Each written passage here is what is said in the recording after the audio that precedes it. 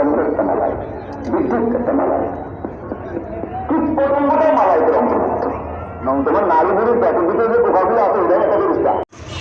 এতে করে যা জেনেছি তাতে রাম রাজত্ব বলতে সেই খেলাফতের সুমহান আদর্শের প্রতিচ্ছবি আমি দেখতে পাই।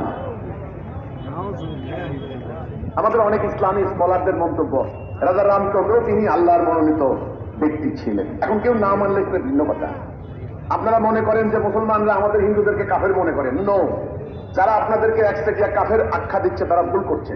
আল্লাহকে বলছেন হিন্দু কাফের, আল্লাহকে বলছেন খ্রিস্টান কাফের। তাহলে হাজি সাহেব কি কাফের হতে পারে না? আবার তো অপকরণীয়ওয়ালা কি কাফের হতে পারে না? লম্বা দাড়িওয়ালা কি কাফের হতে পারে না? মাদ্রাসার মুফতি মহোদয় কি কাফের হতে পারে না?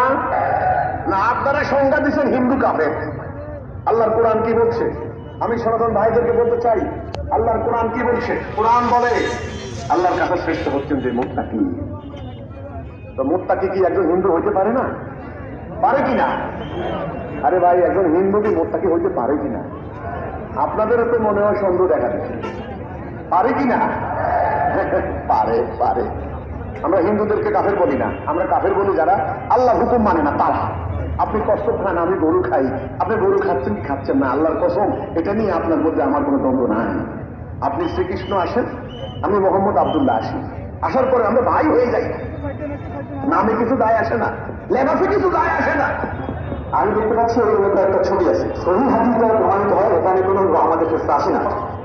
আপনি যে রহমতের ফেরেশতা বললেন, এখন আমি আপনাকে বলবো ফেরেশতা সম্পর্কে আপনাদের আইডিয়া কি? ফেরেশতাগুলো কিন্তু কোরআনে নাই।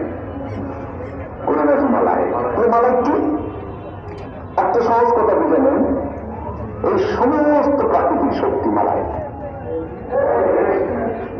সূর্য একটা মালায়েক, চন্দ্র একটা মালায়েক, বিদ্যুৎ একটা মালায়েক, কীট পতঙ্গটাই মালায়েকের অন্তর্ভুক্ত।